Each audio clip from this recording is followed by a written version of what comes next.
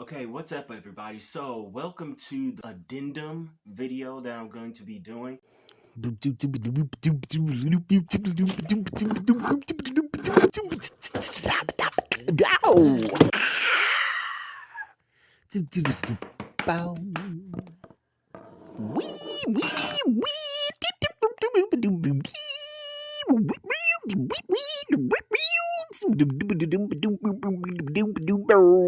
Wow. First off, welcome to my channel. If you are new to the channel, please go and watch the part 1 of this video. It should be labeled pretty much the same title, just not have addendum on it. This is my entertainment industry series, so please go and watch some of the other videos. The earliest videos are basically building up a vocabulary between you and I so that we can have this same sort of vocabulary through and through as we talk about other film, television, and other forms of entertainment through the industry, okay? I wanted to make an addendum to the first cycle video, technically the second cycle video, the cycle video in which I talk about the generational cycle as it pertains to truth, reality, and beauty. As I've said before, everything is cyclical and you can't break the cycle because a cycle is a circle and a circle is perfect. So in that video, I tried to introduce you all to the generational cycle that we are currently on. And again, this is something that just, it happens all the time over and over and over again. I told you guys that the cycle was, as it goes right now, is that the traditionalists made essentially a fake world for their children, baby boomers, to grow up in. And so what the baby boomers did is that they started, and as they grew up, as they finally reached adulthood, a lot of them looked around and they realized this is fake. This is a fake world. This isn't a fully truthful world. It isn't a fully beautiful world, so to speak. So the next thing that they do, or excuse me, the next generation comes along, Gen Xers, they start questioning, well, what is beauty? What is truth? What is reality? So they build off the baby boomers' first statement and they turn that into a question, which then allows them to continue through life looking constantly for answers. Then we next have the millennials. The millennials come along and they push that question even further by saying, does truth, does reality, does beauty even exist? And they're not even sure if there is such a thing as natural beauty in this world, as real truth, as natural truth in this world. Moving on to the millennials. So once we get to the millennials, we start to switch, once again, the mentality. The millennials have a kind of a slew of things that clue them into the cycle and change. Where Gen X left off is, what is beauty, right? So they're looking at the systems and things that they're in, and they're trying to figure out what about these things was actually beautiful. Millennials come through and we come with the hammer. So number one, we switch it up and we are almost vastly different from Gen Xers, which is weird because you would think that we should be far more similar to Gen Xers, but we aren't. So first off, millennials come in, and I know what some of you are probably thinking right now, especially if you're older. You're probably thinking, oh, you know, there's a soft generation, everybody gets a trophy, participation trophy generation. And no, none of those things are real. Yes, they are accurate to some extent that, you know, people got participation trophies and things of that nature, but that is not what dominates our mentality. Like I said, they come in with the idea of, does beauty, does reality, does truth even exist at all?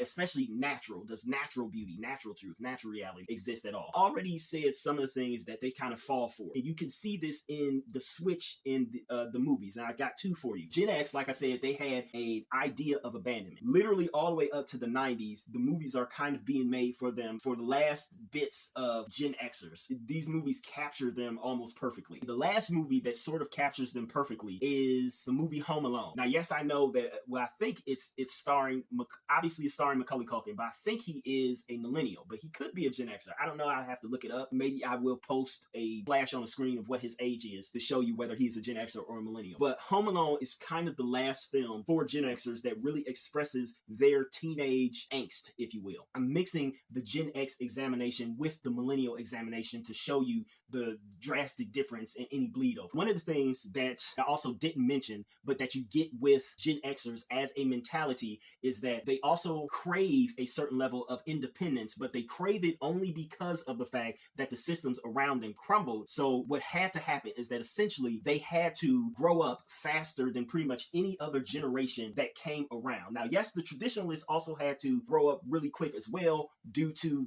World War II, due to the war. But again, once they came back, they adjusted to adulthood in a different kind of way. Gen X never seems to get that same adjustment period, which is why you probably see, and as a disclaimer, let me say this, I am going to be in some ways blaming Gen X a little bit for some of the films that we have seen, because of the fact that this is kind of what has happened. We have basically been in an era in which we constantly refer back to the 80s all the time, which is basically the decade ruled by Gen X. Okay, it is their childhood, their coming of age story is played out throughout the 80s. And so I'll just say that for right now, but I'll go back to it later in another video. But just know that Gen X felt like they essentially had to grow up faster than at least the previous generation, than baby boomers did. So then what you have is that you have Home Alone. Now, of course, it comes at the very end of the decade. I think it comes in either 89 or 90. And the biggest thing here is that it is either produced or written or directed by, I don't think it's directed by, but I think it's produced by John Hughes. He was the dominant one in the era throughout all of the 80s when it comes to talking to Gen Xers specifically. He knows, for whatever reason, he is the one who has his finger on the pulse of what is going on with Gen Xers, even though he himself is not one. He creates a film which kind of, in a similar way to Star Wars, it kind of captures the Gen X experience almost perfectly, right? You have a child who, number one, he's abandoned by his parents. He has to then face thieves, or the man, who is coming in to try to basically steal the last vestiges of his childhood. And he thusly has to create a full-on system of being to not only fight the man, but to also foster his own independence. And so he thusly has to push himself to grow up faster than he probably should have. So you have all those things going on, which again is exactly what Gen Xers had to go through. That tends to be like the final film. I don't know if it was John Hughes' final film, the final film he was involved in, but it tends to be the final film that encapsulates the Gen X experience. And so then the 90s finally switches over to the millennial experience. Let me say this too, because I know some of you are probably going to be like, well, what are you talking about? The reason why I'm saying this, and the reason why I'm saying that all of the love for the 80s and all that stuff is not really for millennials, for 90s babies, is because of the fact of what I call the age of recognition. I know for a fact that it is a scientific theory. I can't remember what their name for it is though, but it is the age of something. It stipulates, and this is a tangent, but it stipulates that most people cannot remember their life before a certain age. And that certain age usually is somewhere around 6 years old for the majority of people. Now, I can remember stuff as far back as 4. I do remember declaring that I wanted to be a director like Steven Spielberg when I was 4 years old. So I have a memory that goes back further than most people's memory.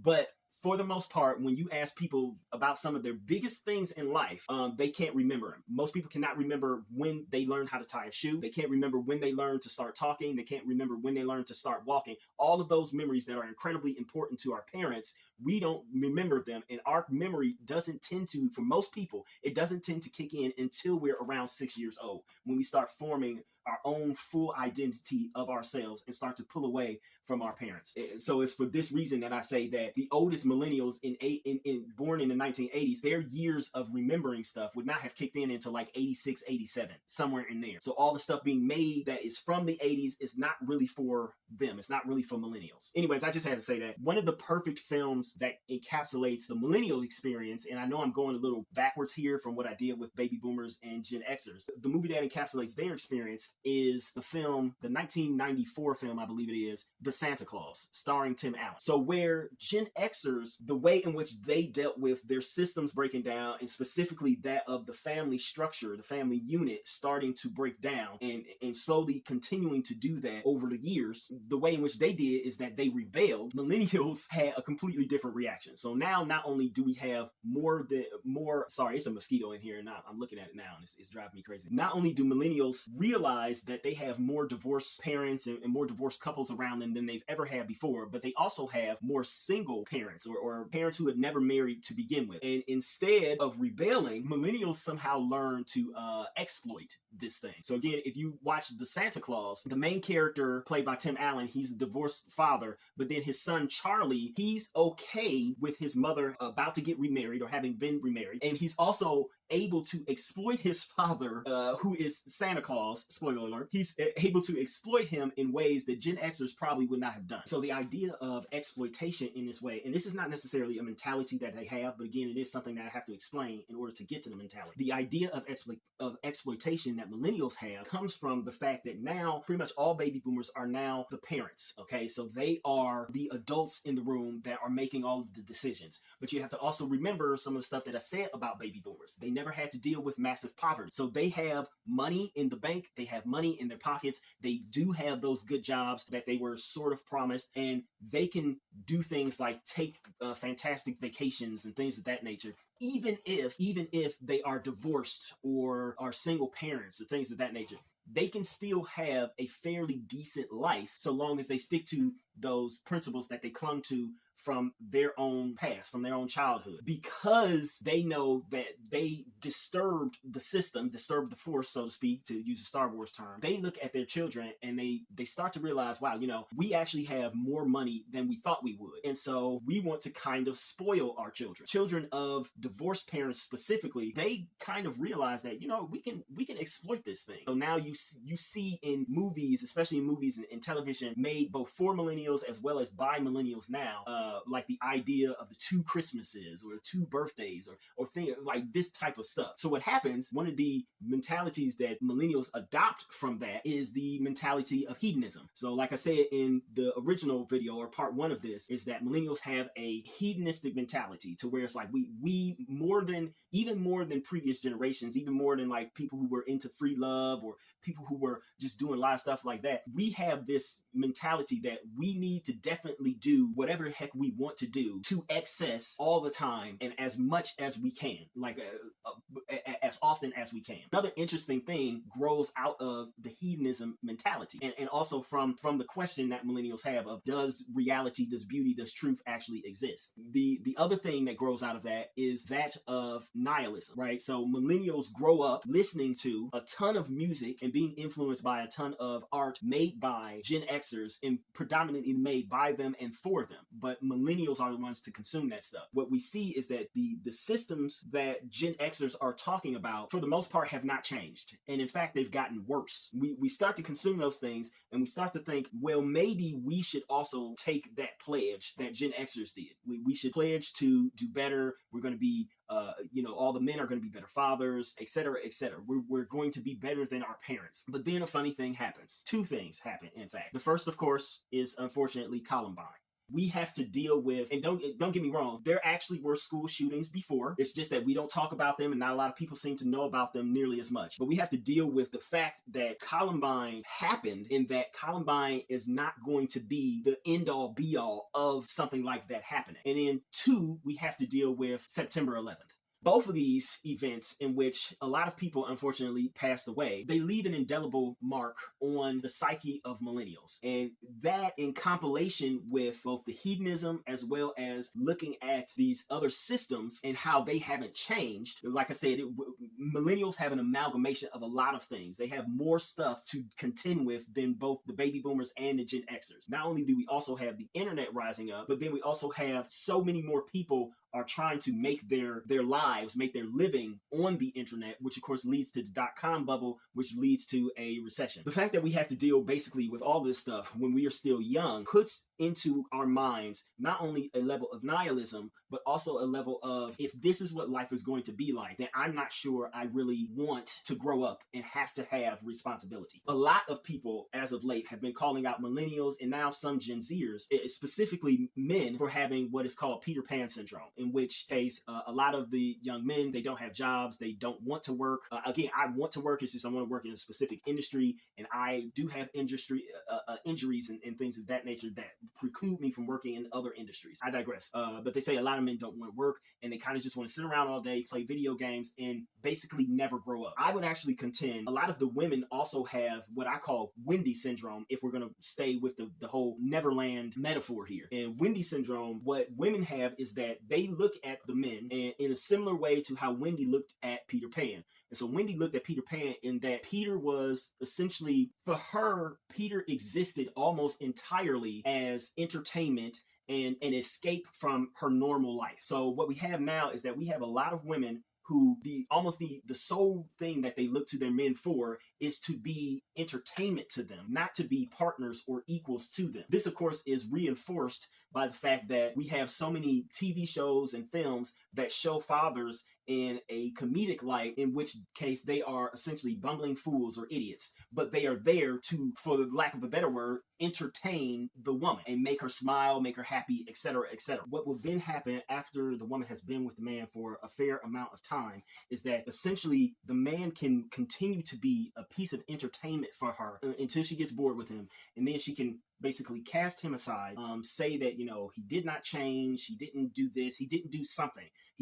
The relationship just stopped being fun. And she could, similar to Wendy, she could essentially leave and rejoin a certain level of society quite easily. They didn't have the same kind of ease of doing that in previous generations. Now, I don't want to go too much into that because that talks about all of that stuff and the relationship between men and women, especially the modern relationship. That goes into the gender cycle, the sex and gender cycle. And I'm not ready to talk about that one because I am not ready for that level of hate yet. So millennials established themselves as having, because of the things that they've gone through, because of the violence that they have seen, they have this idea of nihilism as well as hedonism at the same time. You see this in almost all of the art that they create. And I think I mentioned the music example in the part 1, but I'll mention it here again. Almost all of the music, it transforms from Gen Xers' critiques and analysis of the systems that we live in, how certain communities have turned into ghettos,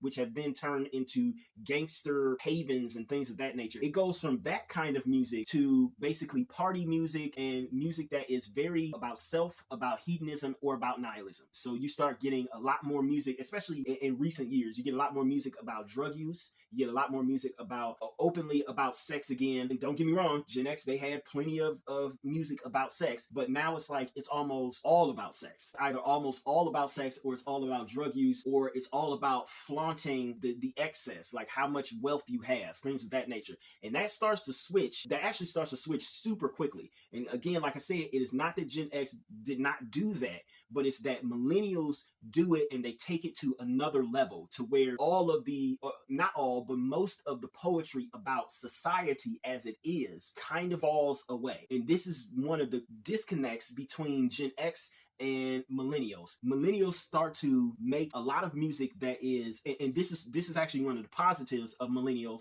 and I know Gen Xers are probably going to come at me for saying this, but millennials are the first ones in this cycle to start true introspection and self-analysis. Gen Xers are not good at that. Like they just straight up aren't. Again, they are great at analyzing systems, but the systems are generally outside of themselves. They are external. What you get during the late 90s, and this is when millennials are going to start taking over the industry, is that you get two Gen Xers that kind of stand out and in some ways create the blueprint for what millennials will start to focus on and what their music will be about. Listen, let me preface this by saying both of these men have been seen as incredibly controversial, and one has of late has been, well, I don't agree with any of his stances, okay? But there is a certain level of credit here that must be paid to him. Not honor, just credit. One of the men is Eminem. Most of his music is incredibly self-analyzing as well as self-deprecating, and it looks at his inner struggles, like the things that he is going through,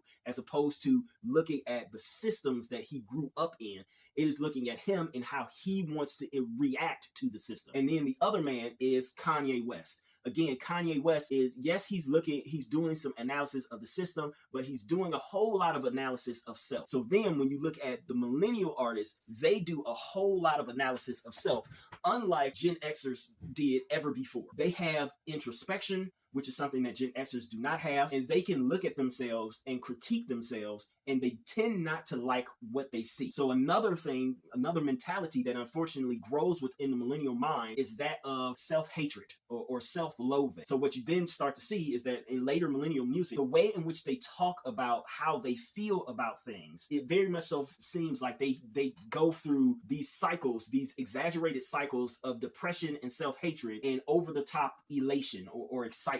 So there's a certain bipolarity to a lot of their self-expression. But then even on top of that, when you talk about millennials, like consumer millennials. Consumer millennials also seem to have a certain level of self-loathing, mainly because they are one of the first generations that seems to, for better or for worse, and this is one of the reasons why I say that we no longer have stars, but we have celebrities. This is one of the reasons. It's multiple, it's a long list of reasons, but this is one of the reasons. Millennials see their own stars, and they essentially start to, just in the same way that all people who hate themselves or who self-loathe do, they start to project that hatred onto the stars that they have, onto the celebrities that they have. Or in other words, they hate their celebrities. So not only do you have, of course, the internet now, in which we can express ourselves to millions of people just at the drop of a hat, but then we also come into the realization that fame and fortune are closer to touch to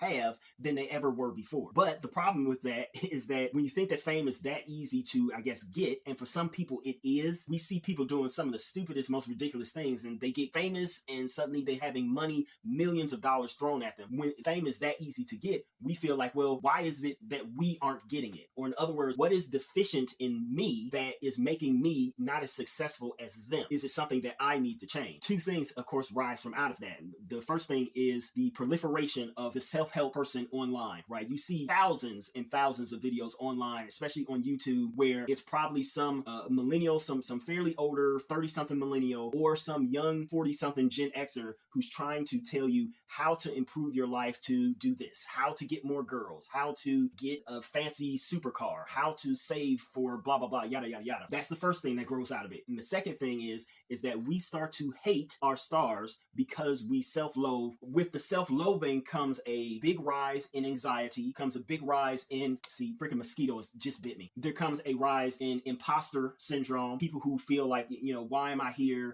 How did I get here? How did I accomplish these things? I don't deserve it. Things of that nature. They start to rise. And then when we look at the famous people who are suffering those things, we start to think to ourselves like, well, you know, the job that they have is easy. We can do that job. If you want to give me $1 million, I'll be able to do whatever. We start to hate the jobs that we have because we feel as if we've been lied to. I'll get to that in a minute though. We look at our stars or at our celebrities. I keep calling them stars. They're celebrities, not stars. We look at our celebrities and we think to ourselves, we will accept some of them, but only if they fit into a specific niche category that we feel needs to be fulfilled. Lady Gaga, she fits into this sort of niche category to where she's going to be this generation's gay icon, right? So we have to have at least one white gay icon and one black gay icon. She's going to be the white gay icon. Maybe we'll have Beyonce as the black gay icon, or maybe she'll be the black female, like feminist icon or something like that. But they need to fulfill a niche. And if they don't fulfill a niche,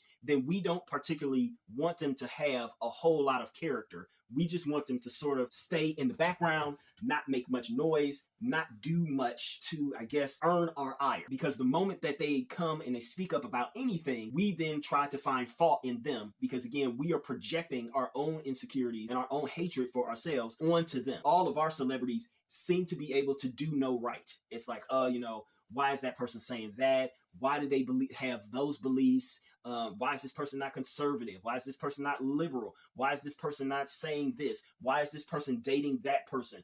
Et cetera, et cetera. We find, or we try to look for reasons to dislike our celebrities and to beat them down. It's a subconscious kind of envy that we have, that we don't want to see them being as successful as they are, which again is a very strange thing because Gen X really did not have this. But this is also one of the reasons as to why, and I'll probably talk about this in another video too. I might make this its own video. But this is one of the reasons as to why, if you look at Gen Xer and baby boomer stars, they are different than our current celebrities, because what you don't have anymore in millennials, and of course now in a few Gen Zers, we don't really have a whole lot of Gen Z stars or celebrities yet. Most of the stars that Gen Zers look to are millennials, right? But what you see in these celebrities is that there are no more bad boys, and there are very few and almost no more diva women, nor like top-notch sex pot sultry women, right? They all kind of, it's like all of the women are like cute and sort of approachable, as opposed to as opposed to a woman who is like, yeah, you could never get me, so don't even try. Like there's no women that are, their sexiness is intimidating to you. It's like, oh, you're kind of approachable. And again, with the guys, there are no bad boys anymore. Everybody just sort of smiles and makes sure that they play nice, and they don't have any kind of an attitude to where there's a certain level of arrogance about them, to where they come in and they say, yeah, no, I'm not going to act all humble and, oh, thank you. Oh, you guys, I love it. I'm so like, no, I'm going to come in and I'm going to act like I belong here because I do, because I've worked my butt off. I know what I want to do. I know who I am, and you guys love it. And you're going to love it even more when I stand up for myself and my own beliefs. There is no, like, that doesn't exist in millennials. It's gone. There are no bad boys. Finally, I know that probably some of you have noticed a mentality that you probably think that I've skipped over. No, I haven't skipped over, because baby boomers had it and Gen Xers had it. But weirdly enough, millennials do not. And that is the mentality of rebellion. A lot of people are going to, a lot of people might disagree with me on this. People who are not looking at the full picture.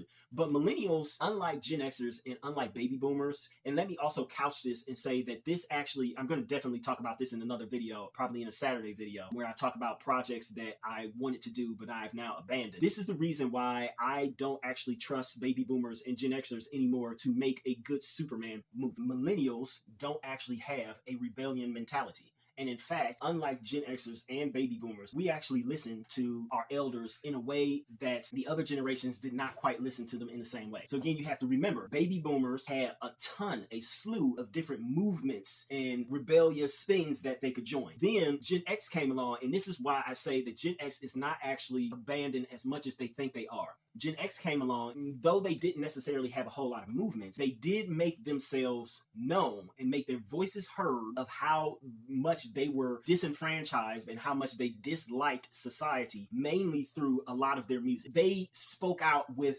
a rebel yell, see what I did there, to express what they felt about society and how it was failing them. Millennials just did not do that. We just showed up to party. We came to party or to cry out our feelings about not being able to party with the people that we want to party with. That pretty much was it. So in a weird way, millennials listen to almost every word that their parents said, whether their parents were Gen Xers or baby boomers. And they listen to the idea of, okay, what you should do and what you need to do is that you need to go to school, you need to get a good education, then you need to go to college, you need to get a good education there, and then you need to find yourself a good job. Problem was, of course, the job thing. And so the only rebellion that you could really cite for millennials is or was the idea of Occupy Wall Street. But even that was kind of not really powerful or even as provocative as some of the previous generations' movements, I guess you can say. Again, what really happened or what came out of Occupy Wall Street,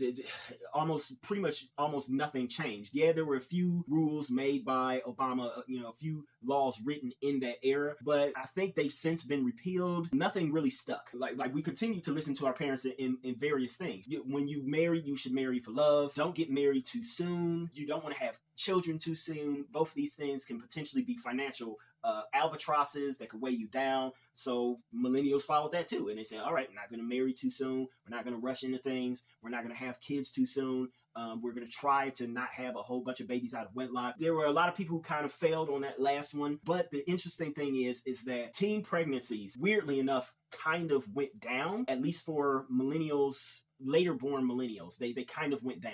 Anyways, I digress on that. But this also feeds into millennials' self-hatred, self-loathing. Because instead of millennials having a rebellious attitude towards pretty much everything, especially toward their parents, we adopted this attitude of we actually want our parents' love and affection and their respect more than anything. It's a very strange dichotomy or very strange transference that happened here, because we start our lives with our parents getting divorces or bring us into this world as single parents and them trying to earn our love. So then in some weird way, we sort of switch over and we try to do the opposite, and we try to earn their love or their adoration or their respect, which is why we do some of the things that we do. We go to college, we are the most educated, etc., etc. But in doing that, what we start to learn is that it seems like we can't fully earn their love or their adoration or their affection. That's another way that we start to internalize a lot lot of the self-hatred and self-loathing, because we feel as if we already are being criticized a lot on a lot of different things. So now we feel as if, well, we need to be perfect,